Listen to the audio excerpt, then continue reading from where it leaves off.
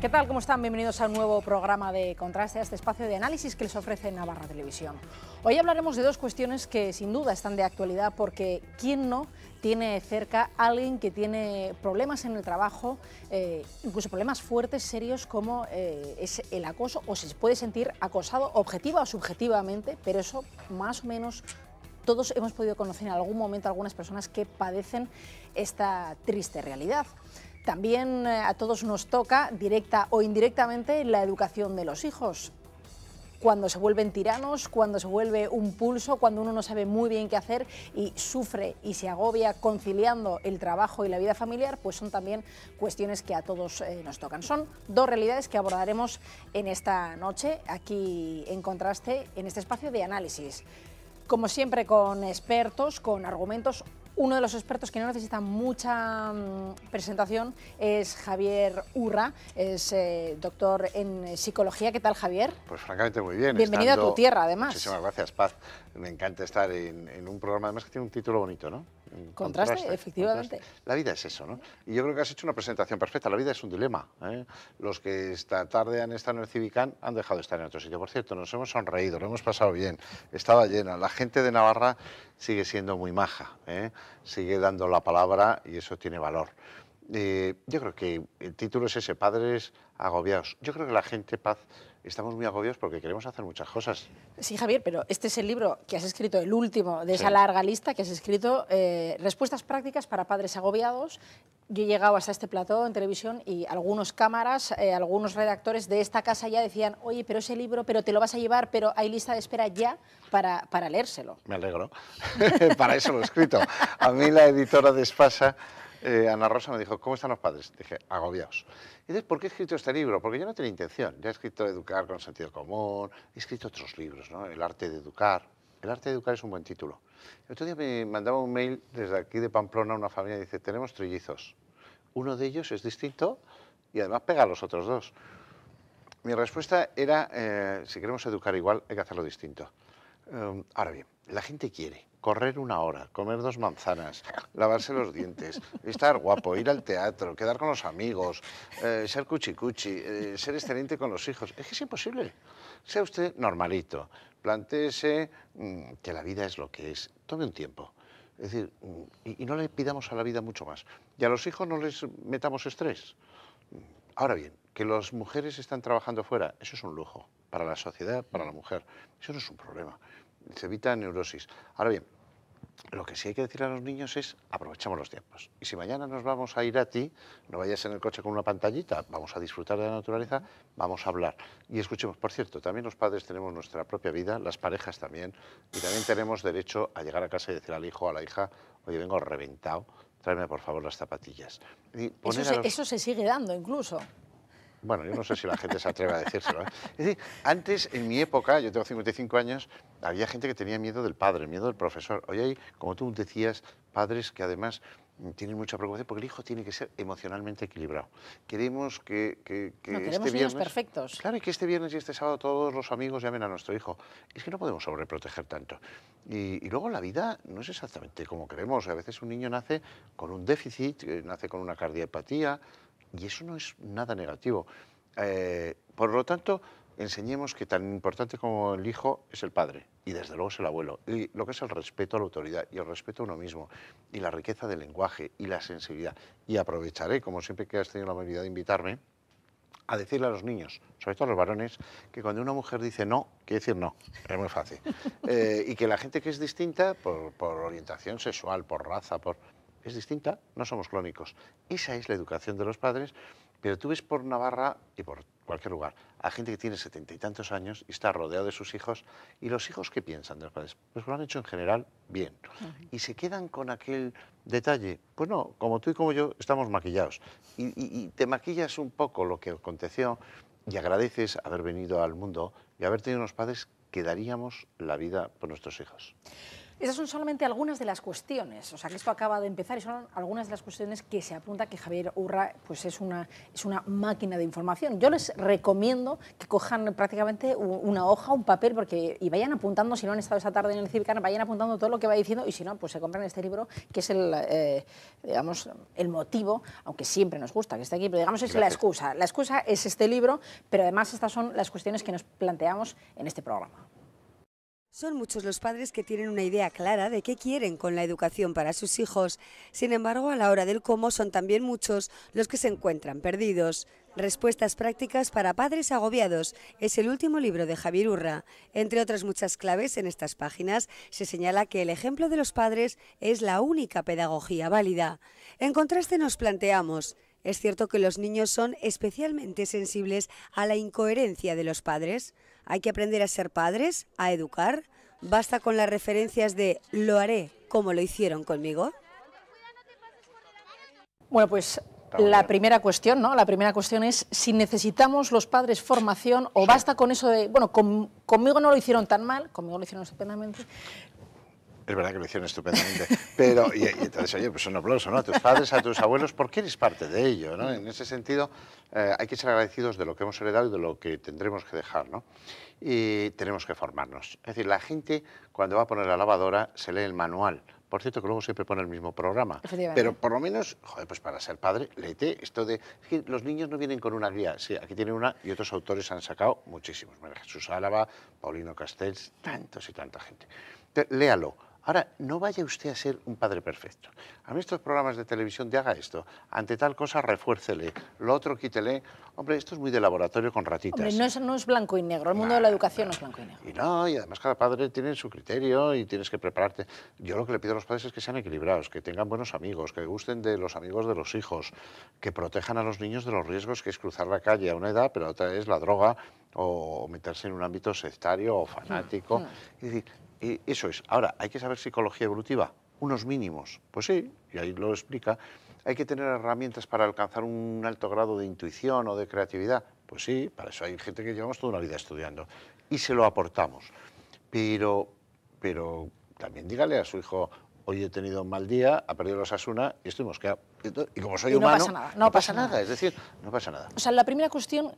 Queda claro. Primer titular, hace falta formación. Hay que convencerse que necesitamos formación. Formación, no son unas oposiciones. Bueno, un ligero barniz. Sí, unos criterios mínimos. Criterios con la C. Coherencia. Joder, lo habéis dicho vosotros muy bien.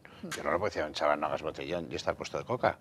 Yo no le puedo decir a un chaval sé moral y estar todo el día en un puticlub. Yo no le puedo decir que ahora en Hacienda...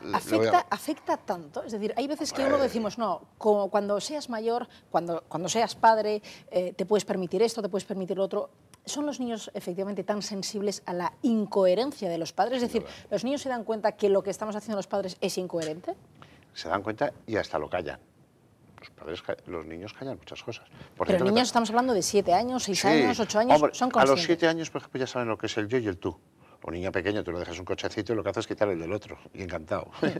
Cuando ya tiene 7 años es perfectamente consciente de la moral del otro y se pone en el lugar del otro y esas neuronas espejos...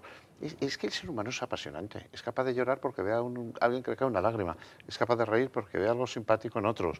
Es decir, el ser humano es muy complejo, es muy rico, partimos de la herencia, pero partimos de la educación y de la autoeducación.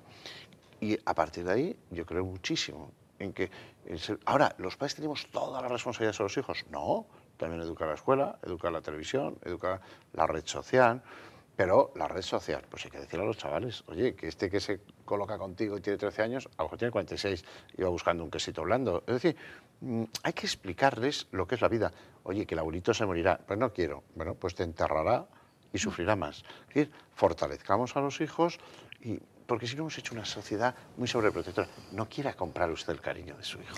Hablando de sobreprotección, los padres que sobreprotegen, o sea, que, no sé, les ponen casco, chichonera, rodilleras, para ir al portal de al lado. Exacto, o sea, para ir al portal de al lado, un poco, efectivamente. Sí.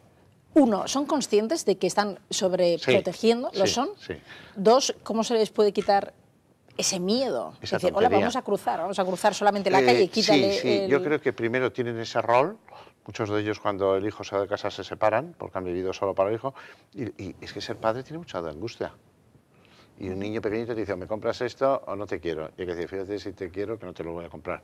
Es que el chantaje no existe. Es que hay un día que al niño le dices, vete a por el pan. Y estás súper angustiado y dices, joder, si le atropellan y si me lo quitan y si pasa algo, y te haces una fantasía. Todo padre que ha perdido 5 minutos a un niño en la playa o en unos grandes almacenes ha enloquecido. Pero es que el niño va a ser un adulto. El niño es un ser libre, el niño tiene que ser responsable de sus actos. Al niño hay que decirle, tienes un cerebro, 2 pulmones, 2 riñones, un hígado. Tú mismo. Lleva la vida en tus propios brazos. Y entonces, claro que conlleva una situación de ganar en responsabilidad, de riesgo, y el sobreprotector lo que consigue es una dependencia mutua y una falta de libertad. Los niños tienen que volar y un día se irán de casa y hay casi que empujarles, por cierto, para que se vayan. Y es sano. Querido hijo, tienes 37 años, ¿te Claro, importa? nene, si te va a parecer... Sí, le llaman el síndrome del nido vacío porque miras a tu pareja y te entra un reencuentro. Yo le llamo del síndrome de la puerta giratoria, vuelven. Entonces, hay que generar ese tipo de expectativas. Hay que decirle a la sociedad que tener un hijo es algo precioso. Que va a haber conflictos, joder, y con tu pareja... ¿A ti no te pasa a veces que miras a tu pareja en la cama y dices, joder, ¿habré acertado? Pero bueno, claro, y la gente se hace ideas, y se hace ilusiones, y se frustra. Ese es el ser humano y ese es el que tiene que ser. Ahora, hay que educarle en la emoción, en la sensibilidad, en la compasión, en la capacidad para perdonar. Y eso es en que el profesor, por serlo, es alguien que merece respeto a su autoritas, que vamos a escuchar al niño, pero le vamos a escuchar antes al profesor, que el abuelo es esencial en la vida. Bueno, escuchándote tiene bastante de sentido común. Ah, bueno, es lo único que tiene. Que es el menos común de los sentidos, por otro lado. Bueno, yo creo que la mayoría de la gente tenemos sentido común, lo que pasa es que hay padres que no deberían de serlo.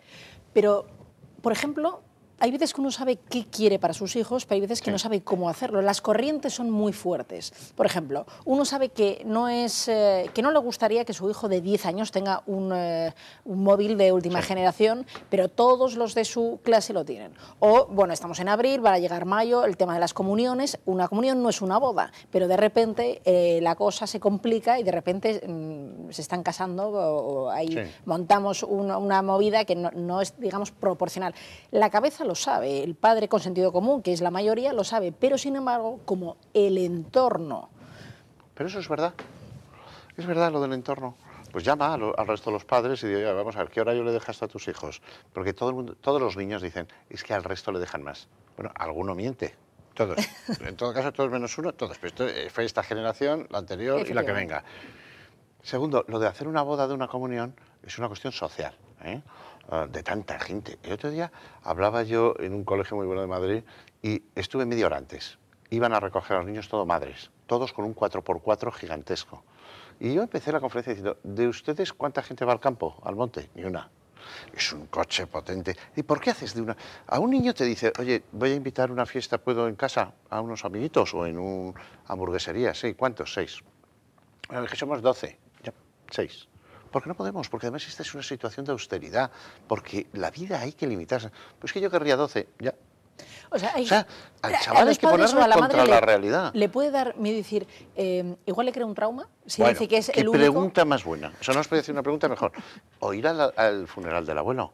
No, va a llorar mucho. Es que es su abuelo. Es que lo que ha perdido es irreparable. ¿Qué se va a traumar? Un niño se cae y se levanta. Un señor de 80 años se cae, y no quiero citar a nadie, y se rompe la cadera. Pero un niño no. Dices, no, ¿qué se va a traumar? Esta sociedad, y te lo dice un psicólogo, está muy psicologizada. El niño no quiere ir al colegio, le ponemos un psicólogo, póngale usted un transportista. El niño pequeño que tiene moquitos va al pediatra, ¿qué le hace? Déjeselos para el día siguiente. En mi época, joder, estábamos todo el día con mercromina, con tiritas. Lo que sí hay que educarles es a tener conciencia, a tener...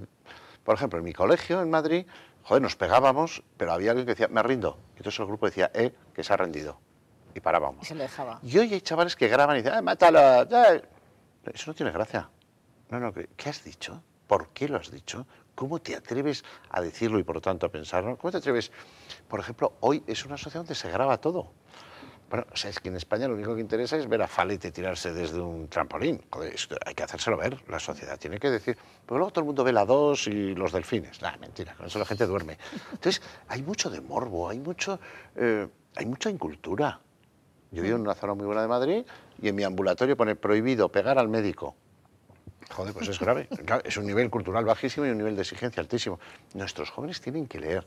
Este libro, aparte de que da unas herramientas para conseguir pues, tener más imaginación, más creatividad, luego lo que hacemos es ponemos películas, depende de la edad, Sí, para ver películas padres e hijos y comentarlas. y comentar. Tener una excusa para hablar, ¿no? Exacto, tener una excusa para hablar. ¿De qué forma podemos saber si estamos educando bien? Porque vamos a imaginarnos que la gente está en su casa y están poniendo de los nervios y dicen, se me está yendo de las manos, este señor está hablando y definitivamente lo estoy haciendo mal o lo estoy haciendo bien. ¿Existen señales de alarma? Sí. ¿Existen, bueno, quiero decir, si Sí. un niño con 14 años se te va de casa, pues efectivamente algo está pasando. Pero bueno, dentro de lo normal, hay veces que decimos, no, es adolescente, o bueno, tiene 7 años, o bueno, está en esta edad, o le ha pasado... Bueno, yo miraría, uno, ¿es feliz el niño? Importantísimo. Si no es feliz, nos tendríamos que preguntar. Si no tiene amigos y no le llama a nadie, nos tendríamos que preguntar. Si te pega un portazo un día porque está en la adolescencia, vaya. Si disfruta retándote y humillándote ante los abuelos y ante otra gente, tendríamos que abordarlo. Por lo tanto, claro que hay situaciones. Es decir, la anorexia, la bulimia, son patologías. Claro que hay niños que requieren ansiolíticos, antipsicóticos, claro que hay niños con enfermedad mental, claro que hay situaciones. Pero dentro de la naturalidad, pero si tú vas a un sitio y ves a unos niños de 6 años y dices, joder, qué majos, ves otros 6 y otros niños y dices, madre, qué problemón tenemos con esos. Ahora, ¿se explica casi siempre con los padres? Pues casi sí, sí. Habla con tus padres, es decir, con los abuelos, mira a otros amigos, observa lo que es lo normal, lo natural. Pero hay pediatras que tienen pánico a que entre un niño en la consulta, es que se la tira. Si desde el colegio te llaman y decimos, observamos en su hijo algo extraño, hombre, preocúpate. Eso no tiene nada que ver con que un niño que corre, uy, a ver si va a ser TDAH. Lo digo con todo el respeto para los que padecen trastorno de déficit de atención y hiperactividad. Pero también hay mucho de moda. Hace una década los niños eran disléxicos. Ahora vas a un programa de televisión y en cuanto alguien te saluda un día y otro no, ya ves que es, a ver si este señor va a ser bipolar. Hay mucho de moda. Entonces me parece que debemos de ser mucho más naturales, que los niños tienen que salir al contacto con la naturaleza, que tienen que ir a campamentos, que hay épocas en que tienen que estar alejados de los padres, que tienen que practicar deporte, que tienen que ir a un hospital a ver niños muy enfermos. Algunos no saldrán nunca. Y por lo tanto, si hoy corre el cierzo o no, es que eso no es importante. Y esas pequeñas cosas, yo si tuviera un hijo de 9 años, lo que haría es joder, pues subirme a ver amanecer y no le hablaría. Pero él no lo va a olvidar y yo tampoco. Entonces me parece que tenemos elementos que nosotros... Y hacerlo. Por cierto, vuelvo a repetir, los padres daríamos la vida por nuestros hijos. Y por lo tanto, el que podamos cometer errores es lo humano, es lo natural. Cuando uno reconoce que ha cometido un error Sí. con su hijo, por ejemplo, uno le grita a su hijo y luego esta mañana estaba tomándome un café con unas amigas y me dice, voy a estar con Javier Urra, ¿qué le preguntarías? Y precisamente salía este tema, ¿no? Hay veces que uno se enfada y luego dice, no sé si me he pasado, empieza a remorderle la conciencia, ¿le explico o no a mi hijo que me he excedido? O sea, reconocer Hombre, el error. Cada vez que tu amiga le pega un grito un poco desproporcionado, va a estar todo el día con la conciencia, en fin, tampoco nos pongamos extremos, ¿sí? El niño se ha puesto tonto, ha tirado la leche justo cuando hay que salir, el autobús llega, en fin, las cosas... Pero le pegas un grito, ¿y qué? ¿Y qué? Pero como te pasa a ti con un compañero de trabajo, te pega un día un bocinazo, se lo pegas tú, si es con cariño, porque el programa no ha ido bien, porque la cámara no estaba en su sitio, porque el aparato de sonido tal, pues otra cosa es que lo digas con mala baba, con maledicencia. Eso es lo que el niño capta. Ya está. Otra cosa es que un día hagas algo injusto y mal. Está muy bien decirle, hijo, me equivoqué. No pasa nada, cometí un error. O decirle a un chaval, a ver si te crees que yo siendo adolescente no hice algunas cosas. Preguntar a tus abuelos, bueno, no se lo pregunten, no vaya a ser que te den ideas. No vaya a ser que saquen la información, Exacto. efectivamente, cuidado. Entonces, bueno, ¿qué hace? Normal es, ahora, esa conciencia Otra cosa es que no quieras a tus hijos, otra cosa es que antepongas las cosas, otra cosa... Ahora, la vida es compleja. Para un padre su hijo siempre es pequeño. En plan, hola, ¿qué tal? ¿Tienes barba? Ya, pero no es mi nene y todavía es pequeño, ¿no? Sí. ¿Cómo ir favoreciendo, trabajando la auténtica autonomía del niño? Es decir, hola, pues que vaya el niño pues, a lavarse los dientes tranquilamente él solo, que haga los deberes, las tareas él solo. Ahora mismo yo creo que las madres estudian de nuevo la primaria, la ESO, porque están con ellos. ¿Eso es bueno, eso es malo? ¿Cómo generar la autonomía? Es decir, te metes en tu cuarto y estudias. Bueno, eso se hacía antes, ahora no. Yo creo que con 2 años y medio diciendo recoge los juguetes. 2 años y medio. ¿Que es más fácil recogerlo tú? Sí, pero no aprende. Entonces, por lo tanto, lo de los cepillos de dientes, que sí es real. Hay quien se lo dice 12 veces durante 22 años. Pero vamos a ver, si no funciona, pues entonces, ¿para qué dice las 11 anteriores? O sea, las normas es para decirlo una vez y hacerlo y funcionar y conseguir el objetivo por bien de uno y de otro.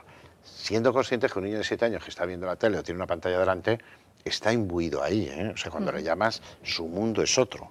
Por lo tanto, bueno, es difícil, o sea, a un niño no se le puede exigir las mismas cosas, la misma racionalidad que tenemos los adultos. Por cierto, hay algunos que con 63 años ni son racionales, ni son adultos, ni son... Bueno, entonces me parece que nos podemos autoeducar, ¿no? También con los propios niños y con una conciencia lógica de las cosas. Dentro de que los padres están o estamos agobiados y que no sabemos qué hacer muy bien a veces con nuestros hijos, dentro de que hay que conciliar y que efectivamente pues cada vez tenemos más cosas que hacer, los niños tienen pues actividades extraescolares, todo el mundo está lleno de cosas. El mayor reto, o sea, tú tienes un contacto directo con muchísimos padres, sí, das infinitas conferencias, sí, tienes un contacto directo. ¿Cuál te parece que es el principal problema? ¿De qué es lo principal que adolecemos? ¿Qué es lo que nos tiene que preocupar? Y decir, mira, si tienes hijos, que educar es muy general, pero algo que digas, mira, si consigues... ¡ting! Sí, lo que a mí me preocuparía de mis hijos es que no me quieran. O que ellos no se sientan queridos. Que no sientan que la relación ha sido suficientemente cálida.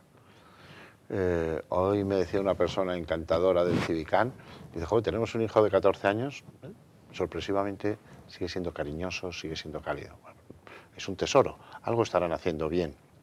Me parece que el rencor es un mal compañero, me parece que es mala la envidia. Yo eso lo cercenaría desde el primer momento, ¿no? Pero a partir de ahí, me preguntabas antes, ¿los padres tenemos que hacer las tareas a los hijos? Naturalmente, que no. Otra cosa es que tienes que tener un horario, un lugar, una tranquilidad y que el niño se ponga a hacer las tareas. Y si te hace una pregunta y acercarle un diccionario y entrar en un debate con ello, lo que es el radio de una circunferencia de una bicicleta y por lo tanto cuánto avanza en 3 metros, eso es bonito. Ahora, hacer uno el examen y suspender, no, es que es del niño, es que él es responsable de sus actos. Entonces, ahí yo creo que en eso... Ten en cuenta que ahora se tiene muchos menos hijos, ten en cuenta que el hijo se ha convertido en un tesoro. Y antes la gente tenía 5 hijos, en Navarra como en todos los lugares, los hombres en vez de llevar cinturón llevan una cuerda y bueno, pues ya está. Y con que consiguieran salir adelante no era poco. Y mandar unos criterios y unos refranes y transmitir lo bien hecho, ¿no? Y ser amable y tener buenos amigos. Quizá hoy queremos hacer un mundo muy confuso. Ahora bien, el adulto tiene que dejar espacio a los jóvenes. Y cuando una pareja se rompe, tiene que saber que hace daño a los hijos. Y cuando vuelves a restaurarte con otra... Entonces llega la gente y dice, bueno, esta es mi nueva pareja. Hijo, dale un beso. Es mamá. Es como otra madre. Para lo que estás contando. Un chico de 15 años, una niña de 15 años, a mí se me dicen todas las niñas. A mí esto del padrastro, que me toca, que no me toque. Sobre todo, que no me toque. Luego ya pediremos si yo tengo buena relación. Y luego los hijos te enseñan mucho. Yo no soy un teórico. Yo soy un tipo que ha trabajado 30 años en la Fiscalía. Yo soy un tipo que tiene hoy 57 chavales que agreden a sus padres y los tengo en una residencia de toda España. Y trabajo con los padres y con los hijos. Y otro día me decía un chaval, bueno, señor Urras, que sí, que vale, que te explicas muy bien. Que sí, que yo soy adoptado. A ver si lo entiendes. Ahora los tengo que adoptar yo a ellos. Pues es una explicación. Quiere decir, yo no daría la razón a los hijos por principio. Y los niños, eso de los niños nacen buenos, mentira. Si nacieran buenos no habría que educarlos. Ahora, y a un chaval le dejas y le pega una pedrada a otro y se queda más ancho que largo. Ahora, dicho eso, el ser humano, que es un ser animal, que es un ser violento, que es capaz del holocausto, es capaz de una región como Navarra, pues por ejemplo, de transfusiones sanguíneas, de trasplantes de órganos de adopción. Esta es una región muy generosa, muy altruista, muy... Bueno, pues eso está muy bien. Eso es lo que hay que imbuir. Yo creo que hay que esforzarse más con los hijos en lo positivo que en lo negativo. Que en lo negativo. Ahora bien, si tú a un chaval le dices con 17 años no tienes que correr el cierro, no tienes que correr el cierro, y tienes fotos de cuando corrías tú, y cuando hablas con los amigos, dices, joder, pues yo es que tenía... Y le dices, pero tú no corras, ¿qué es lo que le hacemos? Volvemos, ¿Qué es lo que hacemos? Están tomando la... chiquitos y dices al chaval, no bebas, que eres menor. Joder, coma. Cuando seas mayor ya beberás. Claro. Otra cosa es enseñarle a conversar un vino. Entonces hay que tener un punto de criterio, no ser extremado, en fin, no sé. Hay que fijarse en lo positivo, pero sí, también es cierto que en los tiempos que corren, en España se separa una pareja cada 5 minutos, esas son las cifras. unas cifras por otro lado tremendas, pero hay que seguir educando a los hijos. Unas líneas generales para estas familias que se rompen y que quieren... Muy fáciles. Uno, piénselo, esto de romper... la gente se rompe con mucha facilidad, desde mi criterio, y la gente luego no es Kramer contra Kramer. Vivir en pareja supone ceder. Entonces, no es fácil. Ahora bien, si se pierde el respeto o tal... Luego, a mí me llama la atención la cantidad de denuncias que se producen inmediatamente después de la separación.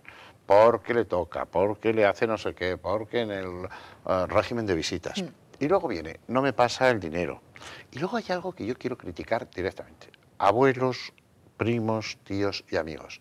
Eso de decir, ya lo sabía yo, no te quise comentar, pero anotaba un poco. No, si él era... Entonces, ¿pero por qué intentas? Pero no, si hemos sido una pareja estupenda, nos hemos querido y además hemos traído un hijo al mundo, tú y yo podremos dejar de ser pareja, pero sin duda, pero nunca podremos dejar de ser padres. Eso hay que imbuirlo y hay que educar a nuestros niños hoy a que el día de mañana la ruptura es más que posible y que probable. Pero eso no quiere decir la agresión, la crítica, el malestar. Y hay que educarlos a manejarse en la duda, en la incertidumbre, en una sociedad donde el mundo se ha quedado pequeñito, donde los estados-nación están desapareciendo. Es un nuevo mundo, bueno, que no es mucho mejor que el de la guerra civil o el de la guerra mundial. O sea, esto de, hoy estamos en crisis. Bueno, hay mucha gente que le afecta, pero hay que decirle al niño, oye, vamos a ayudar a Cáritas o a Cruz Roja, o a 1 euro de tu paga semanal la damos para niños que no tienen nada. ¿Te parece bien? Pero no me cuentes teorías. ¿Me das el euro, sí o no? Y eso, el chico tendrá que ser o no solidario. Eso es lo importante desde mi perspectiva. La cosa es que yo seguiría, pero la cosa es que nos tenemos que ir. Bueno, pues es una tertulia magnífica. Es una desgracia. No, hay que ser positivos. No sé dónde está el contraste porque estamos muy de acuerdo. Pero, bueno, estamos de acuerdo. Lo que pasa es que estarán en casa diciendo, no, qué fácil parece decirlo ahí. Parece fácil. La verdad es que lo dices así como sin problema. Bueno, nosotros hemos educado a 2 chicos. Uno que está en Brasil, que tiene 34 años, que es el hijo mayor. Pero, por cierto, que nació en Madrid y va siempre con el escudo de Navarra. Hace bien. Y la niña, que es la pequeña. Es la pequeñita. ¿Y tiene cuántos? 28, pero es la pequeña. Claro. Pero eso es una gozada, ¿no? Yo lo que estoy esperando, no quiero hacer de mamporrero, pero me gustaría tener nietos. Tú sabes qué lujo. Estoy por escribir un libro sobre qué tienen que hacer los abuelos para decir, bueno, eso, ya ponía eso. Yo creo que es un lujo. Javier Ura, respuestas prácticas para padres agobiados. Muchísimas gracias por haber estado con nosotros esta noche. Pues ya saben que aquí están parte de las respuestas y si repensamos despacio este fin de semana y la próxima semana, pues todo lo que nos ha dicho, este chorreo de información de Javier Urra, pues seguro que mejoramos un poquitín la educación de nuestros hijos. Nos vamos a publicidad, pero volvemos enseguidita, ahora mismo, para cambiar, la verdad, radicalmente de tema. Hasta ahora mismo.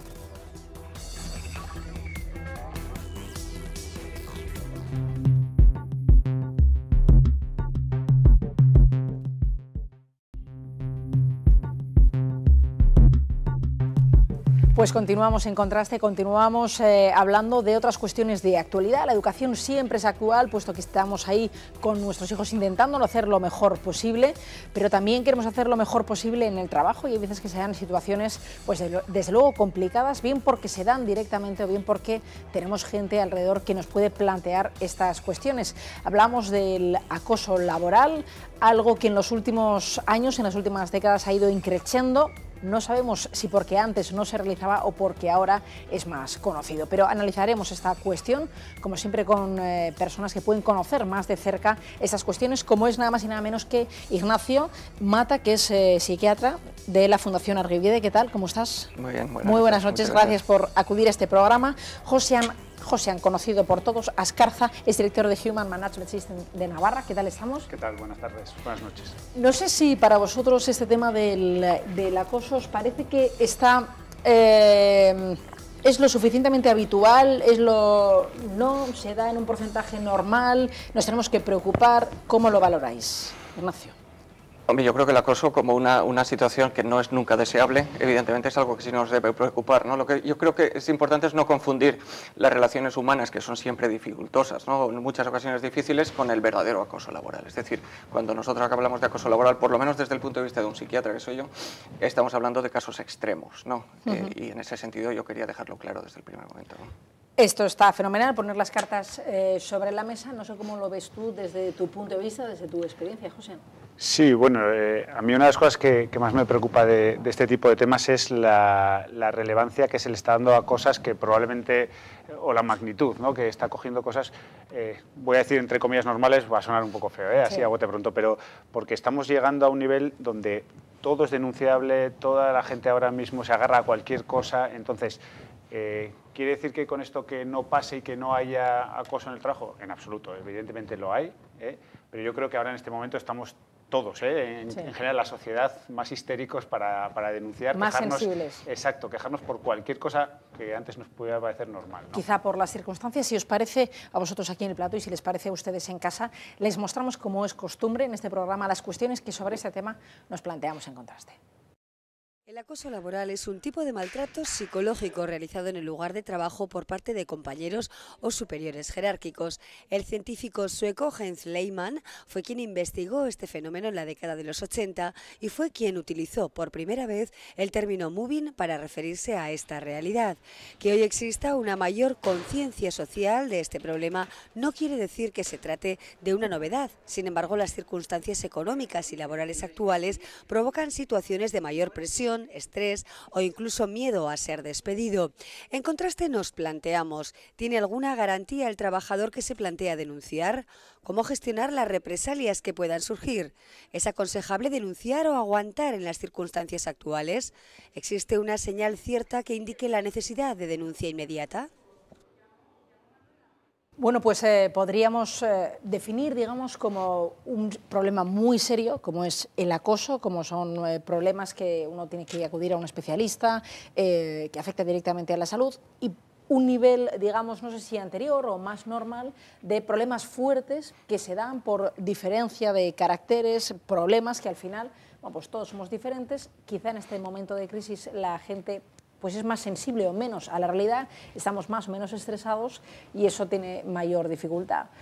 No sé si la barrera es tan clara, lo decimos claramente, pero igual hay gente que es más sensible y dice, bueno, yo es que ir a trabajar, pues hay que ir y eso está muy bien en esos tiempos de crisis, ir a trabajar, pero es un suplicio porque me voy a encontrar con X, puede ser mi jefe, puede ser un colega y me supone una barbaridad, ¿no? Sí, hombre, en eso hay una cosa clara. Dos personas diferentes en una misma situación, una puede tener la sensación de que eso es acoso, mobbing, o como le queramos llamar, y otra no. Por tanto, ¿dónde está el límite, como decías tú, ¿no? ¿Dónde es el paso que pasamos de una cosa a otra que puede ser mucho más grave? Entonces, es complicado. Todo lo que no es objetivable al 100%, pues claro, nos encontramos ante barreras tan difíciles de medir que resulta complicado lo que para una persona puede ser mucho más grave, lo que para otra le da una importancia tirando a nada ridícula, lo valora como pues, el estrés típico, la carga de trabajo, etc. Entonces, medir eso, un médico experto en ello seguro que nos puede decir. Una persona quizá de fuera del ámbito, una persona ajena, digamos, es el que determina esa línea. Sí, hombre, yo creo que influyen dos cosas. Por un lado, influye desde luego la vulnerabilidad personal de cada persona, es decir, cada uno toleramos el estrés de manera diferente, no tolera el estrés de la misma manera. A lo mejor un neurocirujano que tenga que operar ha vida o muerte a una persona que a lo mejor otra persona que no esté acostumbrada a ese tipo de estrés. Y por otro lado, está también cómo toleramos cada uno el propio estrés laboral. Es decir, hablabas de la situación de crisis que hay actualmente en el país y evidentemente eso afecta, pero tanto al trabajador, al empleado, por decirlo de alguna manera, como al responsable, ¿no? Al jefe, que es el que en principio sería más propicio a acosar a un trabajador, ¿no? Cada uno lo lleva de una manera diferente, ¿no? Nosotros, desde luego, desde un punto de vista de la medicina, ¿no? Denominamos acoso cuando ya existe un daño en el individuo que ha sufrido el acoso y cuando ese acoso se ha producido, cuando esa conducta humillante de una persona hacia otra ha sido algo mantenido durante el tiempo y relativamente frecuente. La presión, hombre, entiendo que insultar o no otro tipo de acosos, pues un acoso sexual, eso es más claro. Pero, por ejemplo, presionar al trabajador porque hay que llegar a esos resultados, porque hay que producir tanto, porque si no, no llegamos, porque estamos en crisis, quizá por este ambiente, ¿eso se puede llegar a determinar como acoso? ¿La presión podrían ser sinónimos? Si es mantenida en el tiempo y si supone una humillación para el trabajador, sí. Es decir, cuando denominamos el acoso, cuando hablamos de acoso laboral, estamos hablando con términos que nosotros hacemos operativos de esta manera, ¿no? Los hacemos como una conducta mantenida a lo largo al mínimo de 6 meses, de forma continua y con relativa frecuencia, y que sea humillante para el trabajador. Es decir, únicamente el hecho de presionar a un trabajador para que obtenga mejores resultados, si es algo esporádico o si no se mantiene mucho en el tiempo, no lo podríamos considerar un acoso laboral, ¿no? En general, ¿cómo es tu percepción, José, en los ambientes laborales? La gente en general, bueno, esto es una pregunta que puedes hacer una bola de cristal y hacer índices, pero en general tus impresiones, hablas con mucha gente, ¿está a gusto en el trabajo, disfruta en el trabajo? O en general, si uno se asoma a las redes sociales, hoy es lunes, por fin es viernes, hoy es lunes, mañana es lunes, ¿no? Eso no sé si es termómetro de la depre que le entra a uno para ir a trabajar. Algunos vamos contentos a trabajar, aunque parezca mentira, de verdad. Sí, ya somos dos. Exacto. Yo en ese sentido sí que es cierto que la típica frase de por fin es viernes. Yo tenía un compañero hace años que no voy a identificar, no va a ser que luego, pero llegaba todos los lunes y decía, por fin lunes, porque tenía en casa peor percal que el que tenía en el trabajo, ¿no? Entonces depende de lo que cada uno tenga en ese sentido, ¿no? Pero bueno, no, quitando la broma, eso es cierto, ¿no? La mayoría de la gente ve el trabajo como algo demonizado, que es casi algo obligatorio para poder vivir. Y bueno, yo creo que hay que tomárselo de otra manera, ¿no? No sé, si te lo tomas de otra manera, probablemente tu enfoque hacia el trabajo, tu percepción, tu forma de afrontarlo va a ser muy diferente, y estoy seguro que la gente que disfruta, entre comillas, trabajando, pues probablemente nunca tenga una sensación de acoso moving, porque bueno, pues probablemente haga lo que le gusta. Quizá esa presión de la que hablábamos antes, que uno lo puede ver esa presión como una focalización de su superior para que produzca y demás, se ve diferente con la actitud, ¿no? Cambiando la actitud. Sin duda. Eso es un paso importante. Yo comentaba antes con Ignacio, antes de entrar al plató, algún caso que me ha tocado vivir de cerca, ¿no? Desde el punto de vista, además, a los dos lados. Es decir, me ha tocado entrevistar a la típica persona que se queja del acoso que sufre ella como, en este caso recuerdo un caso concreto de una chica como trabajadora, y en ese sentido además de esas personas que le ves sufrir, o sea, ves una sensación horrible, se echó a llorar, o sea, fue una entrevista incómoda, ¿no? Por la situación. Entonces, cuando ves casos como esos, yo no sé qué parte de razón había, porque la otra parte no conocía la otra versión, ¿no? Pero estoy seguro, por la forma de que lo expresaba, que esa chica lo estaba pasando fatal, o sea, y tenía una sensación. Y sin embargo también me he juntado con el típico empresario o directivo que se ha encontrado con situaciones al revés, ¿no? Que la mínima cosa, ha habido gente que le ha denunciado a él por presión y tal, cuando yo lo conozco y sé que es incapaz de matar un mosquito, ¿no? Pero entonces por eso dices, ¿dónde está el equilibrio de todo eso? Y es complicado, sinceramente. Es difícil, habrá quizá también que aprender a llevar, a tomarse, no sé, las cosas menos en serio, no lo sé, para que uno vaya a trabajar con un poco de salud mental, ¿no? Con un poco de menos sufrimiento. Yo creo que sí, evidentemente hay que tomarse las cosas, como dices, menos en serio, y después yo creo que antes de intentar llegar a unas vías mucho más drásticas, y hablo de judicializar últimamente, es que estamos judicializando todo, ¿no? Es decir, la vida cotidiana, en mi opinión, se está judicializando en exceso, ¿no? Y antes de llegar a eso, quizá hay otras vías, ¿no? Que es el diálogo, ¿no? Pasa que a la hora de hablar, en estos casos que uno dice, en las circunstancias que estamos, ¿no? Yo creo que mi jefe me está presionando demasiado, creo que me está marcando unos objetivos que no puedo, o sea, creo que se está pasando, por decirlo de alguna manera, ¿no? Claro, si hablo y me quejo y me voy a la calle, o sea, ese miedo de y me voy a la calle, hay veces que, claro, si uno se va a juicio, digamos que tiene las espaldas cubiertas. No sé si será eso la causa por la que uno pues opta, o alguna gente opta más por esas vías, pero el diálogo, hablar en general da miedo. Sí, sobre todo cuando uno realmente está siendo acosado, ¿no? Cuando uno realmente está siendo acosado, sí que es cierto que entra en una vivencia de indefensión en la cual ya ni se atreve siquiera a hablar con nadie, ¿no? Y en esos casos a lo mejor sí que hay que optar por otras vías, ¿no? Por otras vías, y no hablo de la vía judicial, ¿no? Pero existen representantes de los trabajadores en las empresas, ¿no? Con lo cual que también pueden servir de apoyo, ¿no? Si funciona bien la representación de los trabajadores. Es cierto que por ejemplo, se hizo un estudio, habéis citado en el reportaje que habéis hecho, a Lehmann, que fue el primero que habló, ¿no? Del término de acoso laboral o de mobbing, ¿no? En Suecia, y él en un estudio de los que realizó en Suecia veía que el 50% de los trabajadores que abandonaban su puesto de trabajo sin tener otro trabajo esperándoles, el 50% habían sufrido acoso laboral. Es decir, que sí es cierto que muchas personas que sufren acoso laboral lo que optan es por dejar el trabajo. sin llegar a otra vía, ¿no? Pero, hombre, yo creo que sí que existen posibilidades, ¿no? Antes de llegar a la vía judicial. Si sí hay que llevar a la vía judicial, el sistema jurídico español te da muchísimas posibilidades. Muchísimas posibilidades. Uno puede estar, digamos, seguro si cae en el sistema judicial, ¿no? Hablando de alguna manera, entre hablar y no hablar.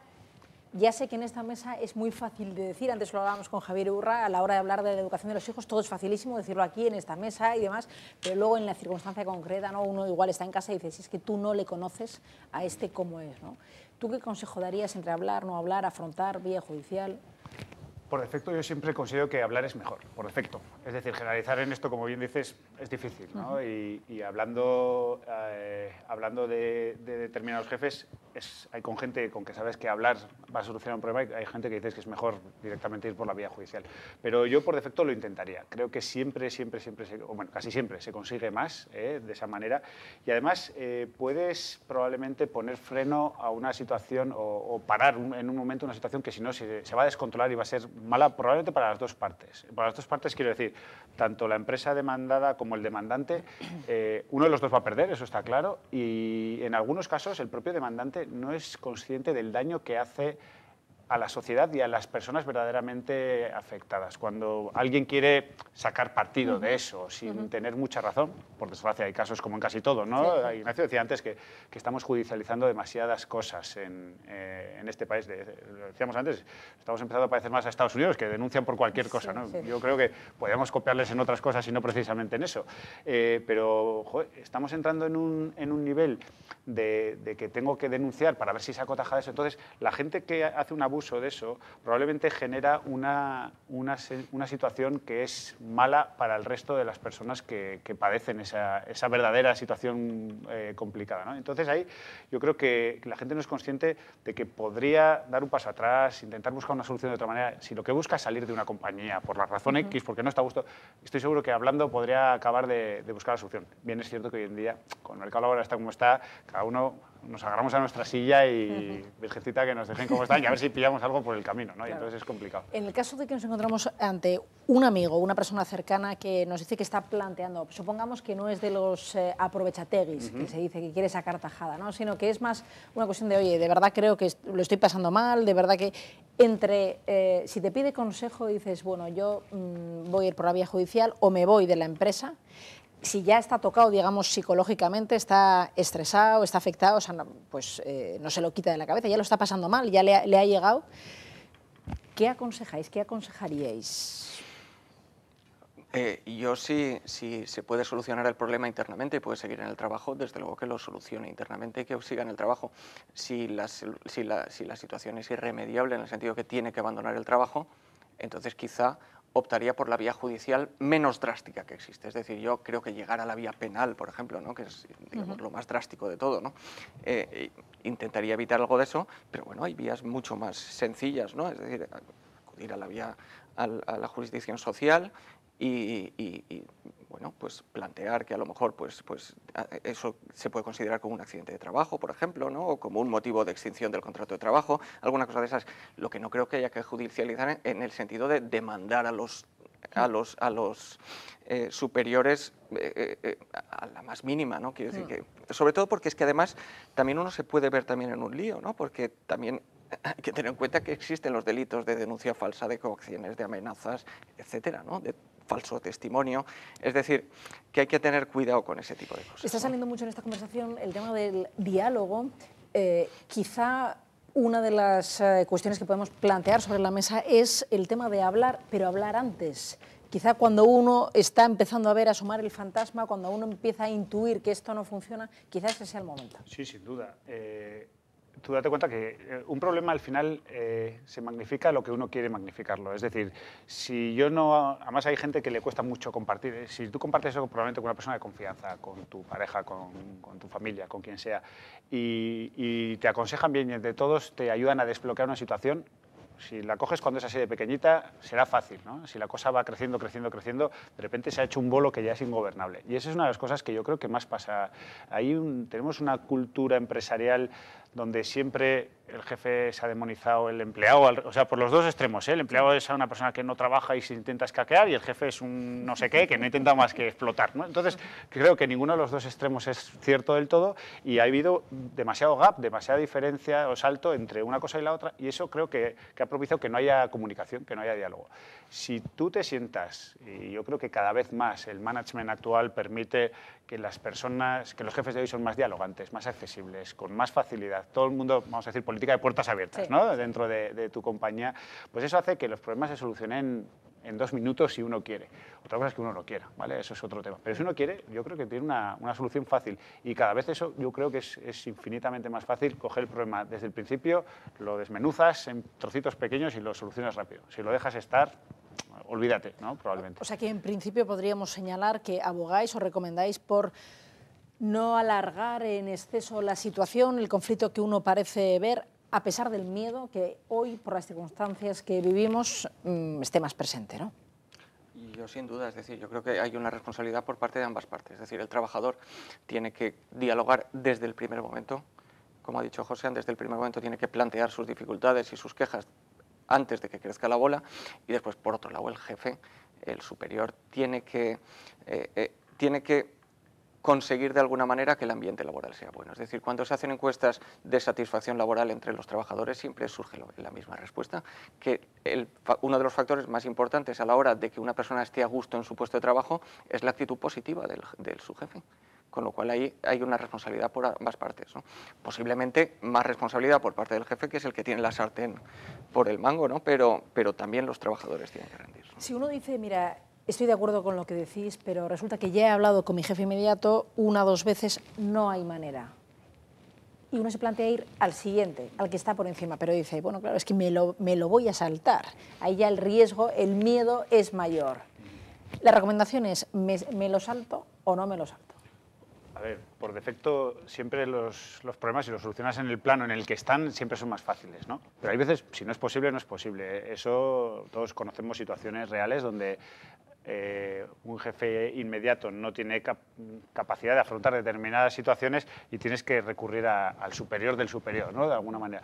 Pues si tiene que ser así, yo no estoy diciendo, creo que ninguno de los planteamientos que estamos haciendo es que hay que evitar el conflicto, de que no hay que denunciar. No, todo depende. O sea, es decir, llega a un extremo y si la situación es pues, extrema, valga la redundancia, evidentemente habrá que llegar a la fase que tú consideres para salvaguardar tu integridad, etcétera, ¿no?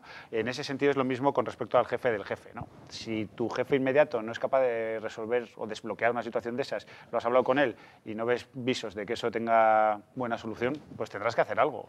Y entonces la única solución es o das un salto más o sales de la situación, ¿no? Y ahí cada uno ya tiene que poner en la balanza lo que gana, lo que pierde por ese camino. No sé si compartes opinión. Absolutamente. Sí. Me parece que os habéis puesto de acuerdo antes de la... No nos conocíamos, doy fe. En principio parece que entonces el sentido común, el intentar superar las dificultades, digamos, por la vía del diálogo, no dejar que la cuestión se engrandezca, se extienda, esos serían, digamos, los parámetros más habituales. Y en último caso, denunciar. Totalmente. Yo creo que las 2 palabras, en este caso mágicas, son el sentido común. Esas 2 palabras, sentido común, que es lo que falta, pero no solamente en el tema que estamos tratando hoy del acoso laboral, en todo en la vida, ¿no? Yo creo que hay que aplicar el sentido común, ¿no? Y tolerar un poco, tolerar también las frustraciones, tolerar que las cosas a veces no salen bien, tolerar a veces que no podemos conseguir de forma inmediata lo que estamos buscando.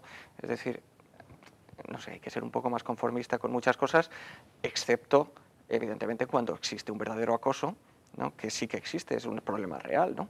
Un problema real, pero del mismo modo que existen depresiones, pero no siempre que una persona está triste podemos decir que tiene una depresión, existen acosos laborales, pero no siempre que uno tiene un conflicto en el trabajo estamos hablando de un acoso laboral. Me parece que ha quedado claro. No sé si queremos aportar algo, José, para terminar, porque nos vamos a ir corriendo, que es viernes. Pues nada, no, yo apuntalar un poco las ideas, ¿no? Que buscando ese punto de diálogo, yo creo que cada vez además nuestros jefes, somos más accesibles en ese sentido y tenemos que tender hacia eso, ¿no? Y creo que es una política que en la vida personal y en la vida profesional siempre te irá bien. Pues creo que nos han dejado las cosas bien claras, José, Ignacio. Gracias a los dos por haber acudido esta noche aquí, a este plató. Espero que os vaya bien en el trabajo, la verdad. Nosotros nos vamos a ir, estamos encantados de haber podido ofrecerles este espacio de televisión. Disfrutamos haciendo televisión y esperamos haberles aportado ideas para su fin de semana, que la pueden comentar si quieren, pues mañana en la comida que tengan, probablemente, que va a hacer bueno. Aprovechen que hace bueno. Milagro, sale el sol, dicen. Veremos. Volveremos en 7 días puntualmente aquí en Navarra Televisión. Mientras tanto, a disfrutar. Sean felices. Adiós.